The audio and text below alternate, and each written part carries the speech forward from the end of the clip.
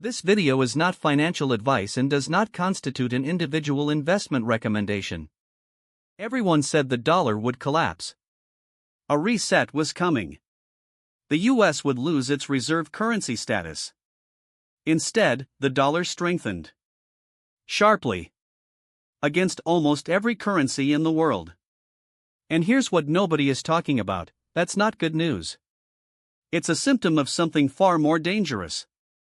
Most people assume a strong dollar is good for America. Intuitive. But it's a trap. Dollar strength in current conditions is not a sign of economic health.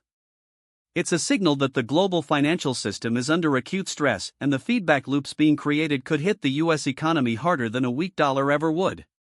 The DXY index measures the US dollar against a basket of 6 major currencies: the euro, yen, British pound, Canadian dollar, Swedish krona, and Swiss franc. When DXY rises, the dollar is strengthening against all of them simultaneously. That's what's happening right now. The move is sharp and global. 3 simultaneous forces are pushing the dollar higher. 1. Oil is priced in dollars globally. Rising oil prices increase dollar demand. 2. The Federal Reserve holds rates significantly higher than other major central banks. Capital flows to dollar assets. 3. A self-reinforcing feedback loop as other currencies weaken creates more dollar demand. The petrodollar system is not conspiracy theory. It's a real mechanism. Oil is priced globally in US dollars. If a country needs oil, it needs dollars. Doesn't matter if the country is in Asia, Africa, or Latin America.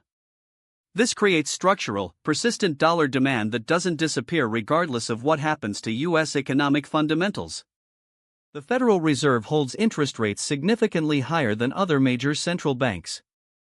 The Bank of Japan has maintained ultra-low rates for years. The ECB is below the Federal. This yield gap creates a powerful pull. Investors worldwide sell low-yield assets and buy dollar-denominated ones for better returns. Capital flows to the dollar automatically. Japan is the clearest demonstration of the dollar trap in action. The Bank of Japan held rates near zero for years. The result: the yen collapsed against the dollar. Japanese consumers pay dramatically more for imported goods and energy. This created enormous political pressure on the Japanese government to act. The Japanese government subsidizes gasoline to protect consumers from expensive oil. Understandable policy. But the mechanism is self-destructive. The government gives yen to wholesalers. Wholesalers buy dollars to purchase oil. This creates additional dollar demand and additional yen supply. The yen weakens further. Oil becomes even more expensive in yen. Government subsidizes even more. The loop feeds itself. Japan's Ministry of Finance has spent foreign exchange reserves defending the yen. The Bank of Japan has raised rates. The result: temporary stabilization that quickly reverses. The market is proving stronger than the central bank. This represents a potential loss of monetary policy control, a significant warning sign.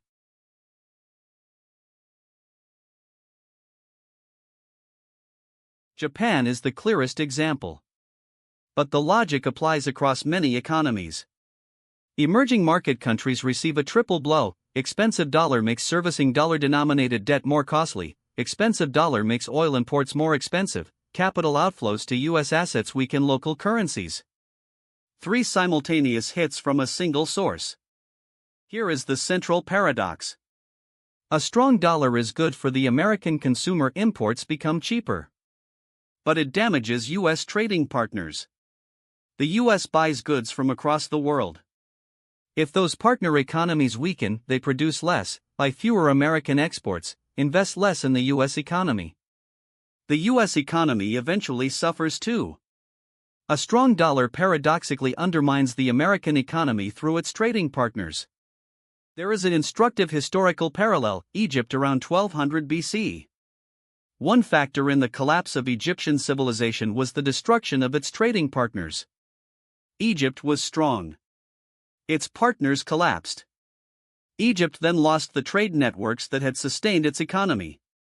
Strength without partners is not strength, it is isolation followed by collapse. Two scenarios for how this resolves.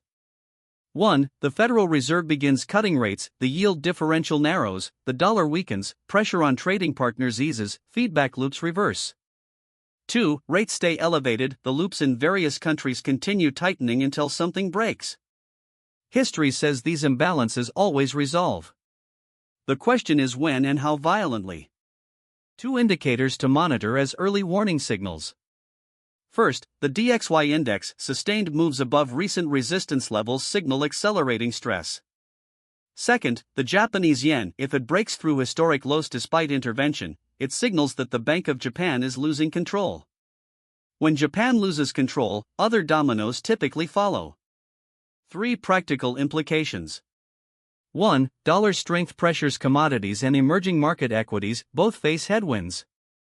2. It supports U.S. Treasury bonds short-term as global capital seeks yield and safety. 3. When the reversal comes, and it typically arrives faster than the buildup. Currency diversification and inflation hedges become increasingly important. The core insight from this analysis.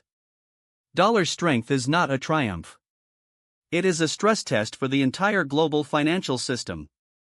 The longer it persists, the more imbalance accumulates. The more imbalance accumulates, the more violent the eventual correction. The dollar can be the last man standing, and that itself can be the crisis.